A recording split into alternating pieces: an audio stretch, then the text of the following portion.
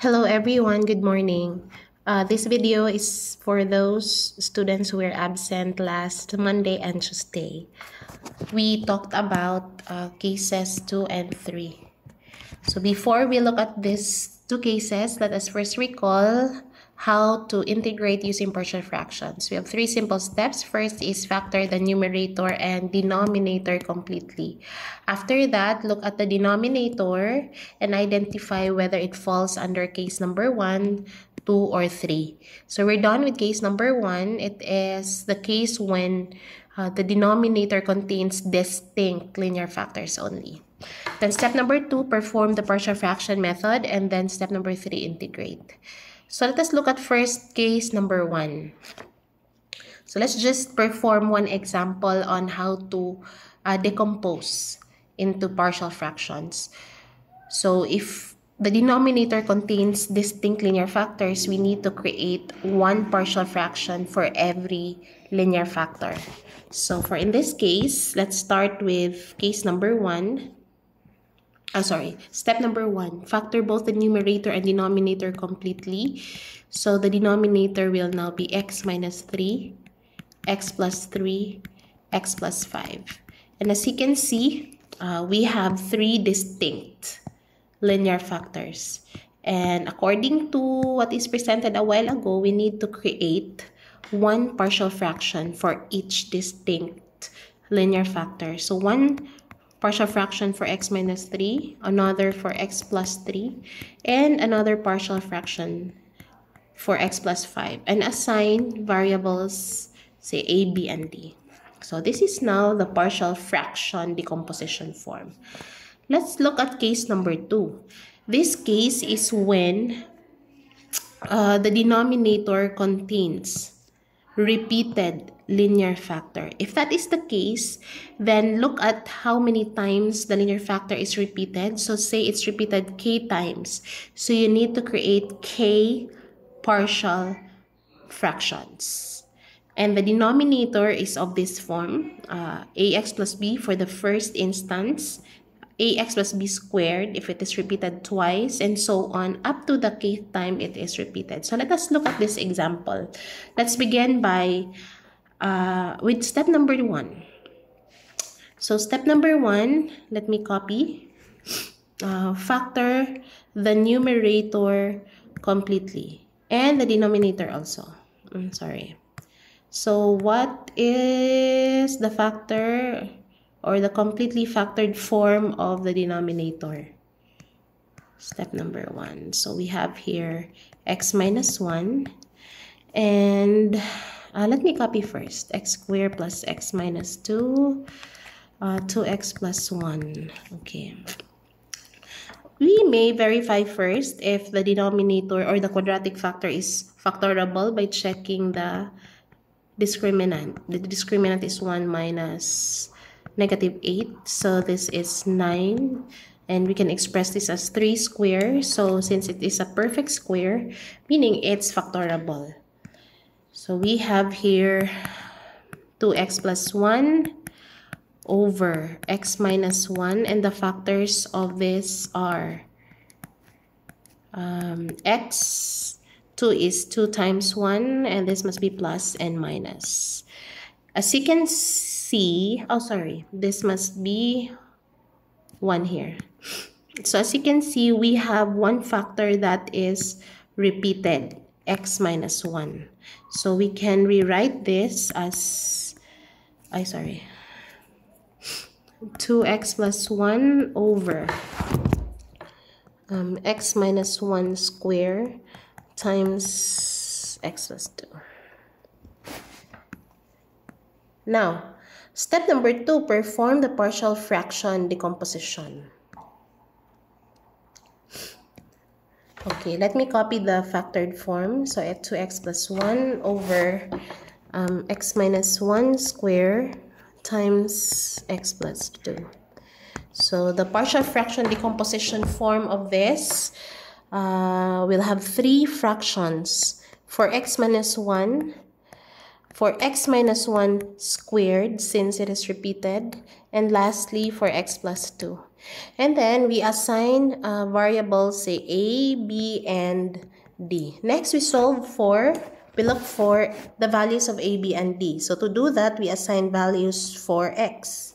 Oh no, before that, we multiply first with the LCD, or basically this denominator, to get rid of the denominators. So multiplying that, I will be left with 2x plus 1 in the left-hand side. For the first fraction, this will now be a times x minus 1, x plus 2, plus b, x plus 2. Then for the last fraction, I'll have d times x minus 1 square. So let me enclose this. Next, we assign values for x so we can solve for a, b, and d. Let me start with x equal to 1. So I will now have 3 equal to 0. The second group will be 3b plus, and this one will be 0. Therefore, I will have 3b equal to 3. Thus, b is equal to 1. Next, we assign another value for x. Say, let's have, x equal to negative 2. So this will be negative 3, 0, plus 0, plus 9d. Thus, d must be negative 1/3. Okay, next, another value for x, let's say 0. So the left-hand side will now be 1. Then the first group will be negative 1 times 2. Plus, I have a value for b, it's 1 times 2.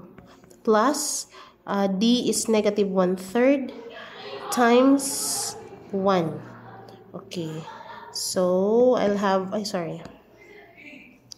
will be 1 equal to negative 2a plus 2 minus 1/3. Thus, 2a is equal to 2 minus 1/3 minus 1. And take note that 2, so that the denominator is 3, is 6 over 3, and this is 3 over 3. So this will be, what do you think so? A is, 2a is equal to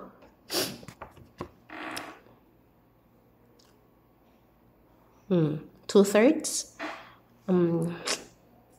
This is 6 over 3 minus 1/3 minus 3 over 3. So meaning, let me write that here. 2a is equal to 2/3. And thus, a is equal to 1/3. Okay, so we already have values for a, b, and d. So let us go back to our problem. Meaning, I can find the general antiderivative of this by finding the general antiderivative of, what's my a? 1/3, no? 1/3, I'll replace that here. So I have 1/3 over x minus 1 dx plus my b is 1. So integral of 1 over x minus 1 square plus integral of my d is negative 1/3. Negative 1/3 over x plus 2 dx. So let's focus here. So for the first integral, I can factor out 1/3. So I'm left with 1 over x minus 1 dx plus integral of 1 over u square du, where my u is x minus 1, plus, this should be negative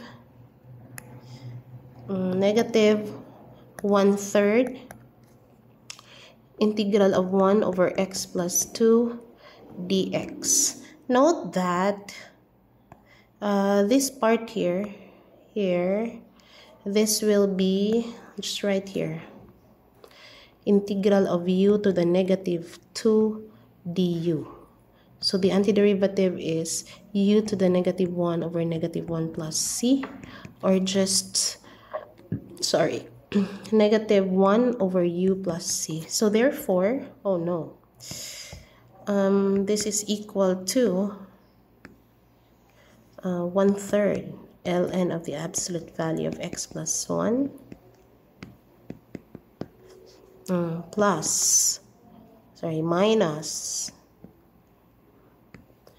minus ano ba yan? Minus 1 over u, which is x minus 1, minus 1/3 ln of the absolute value of x plus 2 plus c. This is the final answer. I will make another video for the next case. Goodbye, everyone.